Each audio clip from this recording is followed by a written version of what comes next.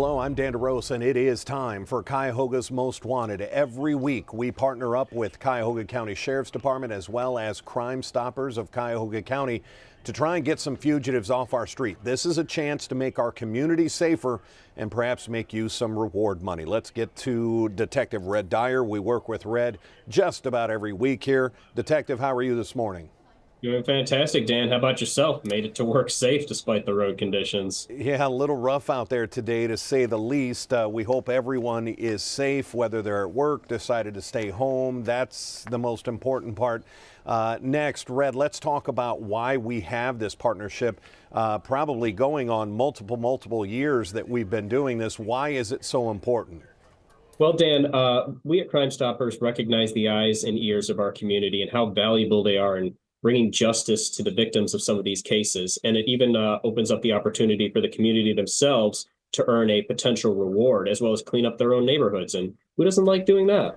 You know, and Red, you've brought up in the past, you have to keep in mind that every time we feature an individual, it's not just about the fugitive, it's about the victim. Why is that important? Well, Dan, it's important because it puts you in their position, it puts you in their shoes. You don't want someone like some of these individuals on the streets. Also, some of these victims may potentially fear for their safety if that individual is still out there, and we take that safety very seriously.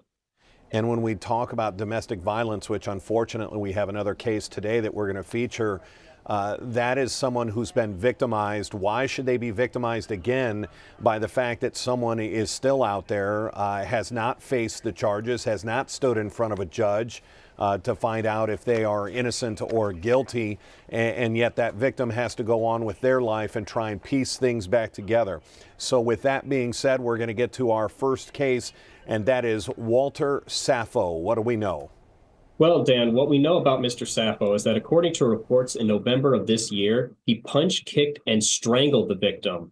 He didn't stop there, though, Dan. He also burned them with bleach, a chemical agent. Walter has Walter has a history with the Sheriff's Department for domestic violence due to a 2023 guilty plea. And according to court documents, the victim suffered internal bleeding in that incident. So we're talking about something very serious, Dan. Mr. Saffo may be affiliated as well with the Heartless Felon Street Gang that we've discussed. He's approximately 5'8" and 152 pounds and was last known to be staying in the 15,600 block of Terrace Road in the city of Cleveland. And look, we get it. People may not want to have anything to do with the member of the Heartless Felons gang, but that's why this program works. And we're going to talk about it more in a little bit. If you know where Mr. Saffo is, it's going to be an anonymous phone call. He's never going to find out it was you. And think about getting somebody like that off our streets, somebody who's accused of using bleach. He's already beaten them. He's already strangled them. That wasn't enough. Poured bleach on them to try and burn them. Why is that someone who should be on our streets? That is someone who needs to be in a courtroom, not enjoying their freedom, innocent until proven guilty. But let's get them behind bars. Let's get them in front of a judge and see if they did that crime and if they need to do the time. Next up, Red, let's get to our second and final case today. Donald Ogletree. What do we know? Well, Dan, I know how passionate our community is about protecting our children, and that's why this case is extremely difficult to talk about. In May of 2022, reports state that Donald Ogletree raped a juvenile under the 13 years of age. He refused multiple requests from detectives, interestingly, to come to the police department, and so a warrant was issued for his arrest.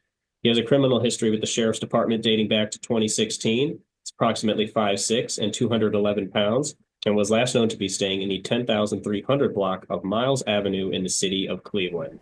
A charge of rape, and the child is under the age of 13. Again, why is this someone you would protect? Why is this someone you wouldn't pick up a phone and make an anonymous phone call and get them off our street? It doesn't make sense. You know where this person's hiding. You know where they're holding down a job. You know what family member, what grandmother, what grandfather is hiding him in their house. Why not make a phone call? And Red, that's the most important part here. You may not know this person personally. You may know somebody who does. This is the phone number to keep it anonymous. Why should people feel comfortable? Again, I don't want some heartless felon opening up a file and seeing that Joe Smith is the one who called Crime Stoppers. Why does this work? Well, Dan, it works because Crime Stoppers, as we discuss every week, doesn't take down your name. We don't record phone calls or use caller ID. In fact, we don't want any of your personal information. Every contact that we have through you is referenced through an anonymous tip number that's provided to you when you call in, when you go to our website, or when you use our mobile app. So none of your information is ever exchanged.